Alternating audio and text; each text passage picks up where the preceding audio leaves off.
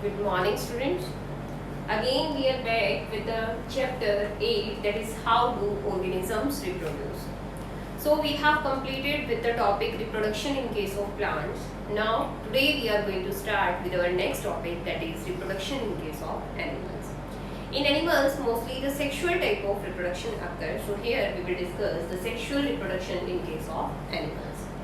So let's see, students. Very firstly, we will study some features of the sexual type of reproduction. So what are those features? Let's see. Very first, that in case of sexual type of reproduction, the two gametes are produced inside the male body. The sperms are produced, and inside the female body, the ovums are produced. कि mail की body के अंदर sperms produce होते हैं जिन्हें हम gametes कहते हैं, और we can say the sex cells inside the body of the male, the male sex cells are produced, and inside the body of the female sex cells are produced. So male sex cells are called to be the sperms and female sex cells are called as the ovum. And these are haploid in the nature, means they are having only half set of chromosomes. They are having only half set of chromosomes. तो देखिए यहाँ पर haploid का meaning क्या है? Which is having only half set of chromosomes. कि human being has 46 chromosomes. अगर human being के अंदर 46 क्रोमोसोम्स हैं तो 23 इसमें होते हैं एंड 23 इसमें होते हैं, then only the 46 chromosomes are to be prepared. ठीक है, उसके बाद जाइगोट में when these both the gametes they fuse with each other, they leads to the fertilization. There occurs the fertilization, and that fertilization leads to the formation of a new cell which is called as the zygote. And that zygote is always diploid in the nature, means it is having the complete set of chromosomes. दो half set होते हैं, half is this one, half is this one. So here two half, or we can say it is having the complete set of chromosomes. Clear? Now what we can say, when this zygote it divides, or we can say it will increase its number of cells by continuously dividing its cell. जब यही zygotic जो cell है, when it will divide itself again and again, जब इसमें बार बार division होगा, it leads to the formation of a multicellular stage, and that multicellular stage is called to be the embryo. उसी multicellular stage को हम कहते हैं embryo. Now this embryo, it will become mature. Again it will increase its number of cells, and after that some specific tissues will be formed. कुछ specific tissues इसके अंदर बनेंगे, and those tissues they leads to the formation of different types of organs within the body, जिसकी वजह से body के बहुत सारे organs बनेंगे, and after that the fully mature fetus is formed. इसी के बाद जो stage आती है, that is called to be the fetus. And after the birth के बाद this fetus is called to be the young one, या we can say baby. ये fetus ही अपने आप में young one कहलाता है, next generation कहलाती है, और we can say it is called as a future generation. तो देखिए क्या होता है. Very firstly, two haploid sets. We can say gametes. One is a male gamete, another one is a female gamete. Male gamete को हम इस symbol से represent करते हैं, और female gamete को इस symbol के साथ हम represent करते हैं. When they fuses with each other, they leads to the fertilization. Fertilization होता है, and they leads to the formation of a new cell which is called to be the zygote, जिसे हम zygote कहते हैं. This zygote is diploid in the nature. Why it is diploid? Because two gametes they fuses with each other. Those are haploid in the nature. When these haploid they combine together, they leads to the formation of a new cell that is diploid in the nature, जो कि अपने आप में diploid होती है. Now what we can say, when this zygotic cell it will divide again and again, जब ये बार बार divide करेगी, it leads to the formation of an embryo, multicellular stage. ये multicellular stage यहाँ पर arise हो जाएगी, and that multicellular stage is called to be the embryo. इसी को multicellular stage को हम embryo बोलते हैं, and which later on converts into the fetus, जो बाद में fetus बनती है, या we can say after the birth जो क्या बनता है अपने आप में young one. Before the birth we can say young, before birth हम उसे young one नहीं कह सकते, उसे बोलते हैं हम fetus, and after the birth it is called to be the young one. ठीक है, तो देखिए अभी हम आगे बढ़ते हैं. अभी हमने कहा कि when these both gametes they fertilize with each other, or we can say they fuse with each other, they leads to the fertilization. तो उसी प्रोसेस को हम क्या कहते हैं, fertilization. तो ये fertilization जो है it is of two types. ये दो तरह का होता है. One is the internal fertilization, another one is the external fertilization. तो देखिए बच्चे, पहले इंटरनल फर्टिलाइजेशन क्या होता है, जैसा कि नेम से ही इंडिकेट हो रहा है. तो internal fertilization is that type of fertilization which takes place inside the body of the organism, जो बॉडी के ऑर्गेनिज्म के अंदर होता है, that is said to be the internal type of fertilization, and it mostly occurs in case of mammals, जो कि mostly mammals के case में होता है.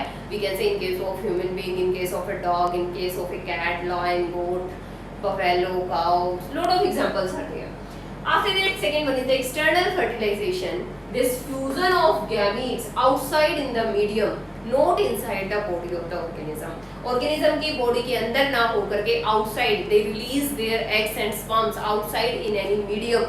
Like they can release their, for example, they can release their eggs and sperms into the water. वो water के अंदर frog और fishes के केस में ऐसे ही होता है कि frog and fishes they release their eggs and sperms inside the we can say in the outside medium, that is the water. वो water के अंदर release कर देते हैं and inside that water, उस water के अंदर उन sperms और ovoms का आपस में fusion होता है, fertilization होता है, and that type of fertilization is called to be the external fertilization. वो जो फर्टिलाइजेशन होगा वो क्या कहलाता है?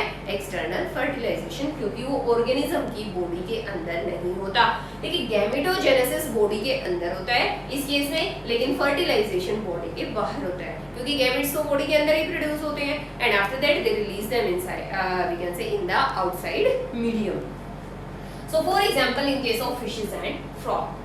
अब देखिए after that we can divide the animals into two types, whether the oviparous animals and second one are the viviparous animals. Oviparous animals are those animals which used to lay the eggs, जो eggs release करते हैं, which lay down the eggs, जो अंडे देते हैं, those are said to be the oviparous animals. लेकिन viviparous animals वो animals होते हैं those who give birth to the young ones. Those who give birth to the young ones, they are said to be the viviparous animals. For example, the different types of, again we can say the mammals, like human being, it give birth to the young ones, a cat, a dog, and after that lot of examples are there. तो जो egg laying birds, we can say animals होते हैं, they are said to be the oviparous animals, and which give birth to the young ones, they are said to be the viviparous animals. After that what we can say, देखिए अभी हमने पढ़ा कि sperms ओवम्स वो आपस में fuse हुए, एक नई सेल बनी, उसे हमने जायगोट बोला. जायगोट यूनिसेलुलर स्टेज है, सिंगल सेल स्टेज है. जब इसमें चेंजेस आए तो एम्ब्रियो बना, एम्ब्रियो में फिर से चेंजेस आए, फीटस बना, फीटस क्या होगा, यंग वन में कन्वर्ट हो जाएगा. अब यंग वन क्या करेगा, धीरे धीरे ग्रो करेगा, उसके अंदर बहुत सारे चेंजेस आएंगे, वो फिजिकली ग्रो करेगा, मेंटली ग्रो करेगा, टीथ अपीयर हो जाएंगे, वॉकिंग स्टार्ट करेगा, बैठना स्टार्ट करेगा, चलना फिरना घूमना, whatever different types of activities it will show. तो ये सब जो चेंजेस उसकी बॉडी में हो रहे हैं कि पहले बच्चा सिर्फ लेटा रहता है, फिर धीरे धीरे बैठना सीखता है, फिर धीरे धीरे सहारे से खड़ा होना सीखता है, फिर चलने लगता है, after that it starts running, वो रनिंग स्टार्ट कर देता है. तो ये जो सारे चेंजेस उसकी बॉडी में आ रहे हैं, उसकी मसल स्ट्रॉन्ग होती जा रही है, उसकी बोन स्ट्रॉन्ग होती जा रही है, टीथ अपीयर हो रहे हैं, बहुत सारे चेंजेस उसकी बॉडी के अंदर आते हैं. All those changes can be grouped under a general process. ये सारे के सारे चेंजेस उसकी मेंटल एक्टिविटीज भी क्या होती हैं, बढ़ती चली जाती है. पहले वो अपना फैमिली का दायरा समझता है, फिर थोड़ा थोड़ा नेबरिंग जो होता है, नेबरहुड के बारे में उसको थोड़ा सा नॉलेज होने लगता है. आफ्टर दैट हम उसको स्कूल भेजना स्टार्ट करते हैं, थोड़ा सा अपनी क्लासरूम के बारे में, स्कूल के बारे में थोड़ा थोड़ा वो उसका जो नॉलेज है वो बढ़ता चला जाता है. तो ऑल दोज चेंजेस, जितने भी फिजिकल और मेंटल उसकी बॉडी में चेंजेस आ रहे हैं, those all can be grouped under a general process and that process is called to be the growth. उसी प्रोसेस को हम कहते हैं growth. That growth, what we can say here, all changes, what type of changes, whatever they are, the physical or the mental changes, they all can be grouped under a general process and that general process is called to be the growth. Now let's see what are the features of growth. What are the features of growth? Very first, increase in the height. Height increase होती है. Then increase in the weight of the organism also increases. Then development of the temporary teeth. Temporary teeth appear होते हैं and after that what we can say their replacement with the permanent teeth. कि जैसे ही temporary teeth remove होते हैं उनकी जगह पर हमारे permanent teeth आ जाते हैं. Then increase in the efficiency of different body parts. Body parts की efficiency increase हो जाती है. कैसे? How we can see कि पहले एक बच्चा है वो बैठना सीखता है, फिर धीरे धीरे सहारे से खड़ा होना सीखता है, फिर वो फुट स्टेपिंग स्टार्ट करता है and after that it starts running. वो रनिंग तक स्टार्ट कर देता है. तो देखिए क्या हो रहा है, उसकी लेग्स की एफिशिएंसी जो है वो एज के साथ साथ इंक्रीज हो रही है.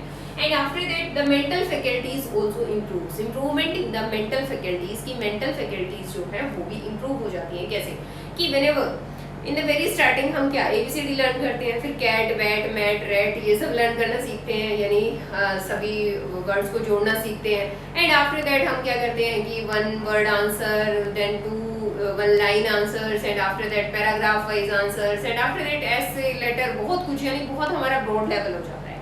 तो उसमें क्या है कि mental faculties they also improve, उसमें मेंटल फैकल्टीज भी इंप्रूव होती रहती है। तो देखिए जैसे जैसे बॉडी के अंदर ग्रोथ हो रही है, अब ग्रो करते करते बॉडी में मेल और फीमेल की बॉडी में एक ऐसा टाइम पीरियड आता है when the body starts becoming sexually mature, कि जब बॉडी सेक्सुअली मैच्योर होनी स्टार्ट हो जाती है और मेल्स और फीमेल्स या बॉयज और गर्ल्स जो होते हैं they starts to become sexually mature, वो सेक्सुअली मैच्योर हो जाते हैं। And that stage is called to be the puberty. ये एग्जाम में 1 मार्क में डेफिनेशन आती है, डायरेक्टली आपसे पूछा जाता है कि प्यूबर्टी क्या होता है। The stage at which the secondary sexual characteristics appears in the body of the male and female, वो स्टेज जब क्या कि सेकेंडरी सेक्सुअल कैरेक्टर्स या we can say a body become sexually mature, जब बॉडी सेक्सुअली मैच्योर हो जाती है और बॉडी के अंदर मेल और फीमेल गैमेट्स का प्रोडक्शन स्टार्ट हो जाता है, उस स्टेज को हम कहते हैं प्यूबर्टी।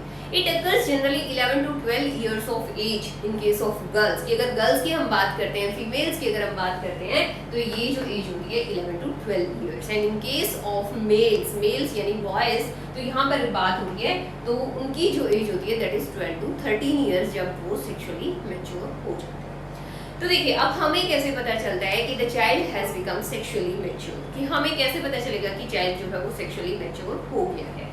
तो यहाँ पर सेक्सुअल मैच्योरिटी के कुछ कॉमन चेंजेस हैं which occurs in the body of the male and female, जो मेल और फीमेल यानी बॉयज और गर्ल्स दोनों में कॉमन है, जिन्हें हम देखकर समझ सकते हैं कि now our child has grown to the maturity. तो देखिए वो क्या है कि ठीक हेयर्स ग्रोथ, बॉडी के ऊपर हेयर्स ग्रोथ स्टार्ट हो जाती है। Darkening of genital areas, genital जो एरियाज हैं, सेक्सुअल जो एरियाज हैं, उन पर स्किन जो है वो डार्क होनी स्टार्ट हो जाती है। And after that the skin becomes oily, frequently the skin will become oily, जो बच्चे की स्किन है वो बार बार ऑयली होना स्टार्ट हो जाती है। एंड इट में डेवलप द पिंपल्स, यानी पिंपल्स भी जनरेट हो जाते हैं, पिंपल्स भी डेवलप हो जाते हैं। चेंज इन द बिहेवियर बड़ा चेंज हो जाता है, बच्चा बहुत चिड़चिड़ा हो जाता है इस टाइम पर, तो what we can say the change in the behaviour. And also they become aware of the opposite sex bodies, opposite sex bodies के बारे में उनको जानने की बहुत उत्सुकता होती है। तो by observing these features what we can say the child has become sexually mature. तो कहते हैं अब कुछ ऐसे चेंजेस हैं जो सिर्फ गर्ल्स की बॉडी में आते हैं, that is enlargement of the breast, their breast size increases, then darkening of skin at the breast tips called to be the nipples. And girls they start to the menstruation, यानी गर्ल्स की body में menstruation period start हो जाता है। And after that the boys there are some changes which occurs only in case of boys, जो कि सिर्फ बॉयज में आते हैं, that is appearance of beard and बटेक्स, यानी दाढ़ी मूंछें उनकी आनी स्टार्ट हो जाती है। डीपनिंग ऑफ द वॉइस भारी हो जाती है। एंड ब्रॉडिंग ऑफ द शोल्डर्स क्या हो जाते हैं, चौड़े हो जाते हैं, कंधे चौड़े हो जाते हैं। And then after that enlargement in the size of the sexual organs, उनके सेक्सुअल ऑर्गन्स का साइज जो है वो इंक्रीज होना स्टार्ट हो जाता है। तो देखिए बेटे यहाँ ये जो एरिया है कि प्यूबर्टी क्या होती है, कॉमन चेंजेस क्या होते हैं in case of boys and girls, या only in case of girls and only in case of boys. यहाँ से 3 मार्क्स का क्वेश्चन आपका डेफिनेटली एग्जाम में आता है। 1 मार्क में ये डेफिनेशन आती है या फिर एज पूछते हैं, और 2 मार्क्स में ये फीचर्स, कोई भी कहीं से भी 4 फीचर्स वो आपसे पूछ सकते हैं। तो आपको ये सभी बहुत अच्छे से नोट डाउन करने हैं अपनी नोटबुक में। You have not we can say you should not leave any part unattempted. I think that's all for today. Thank you and have a nice day.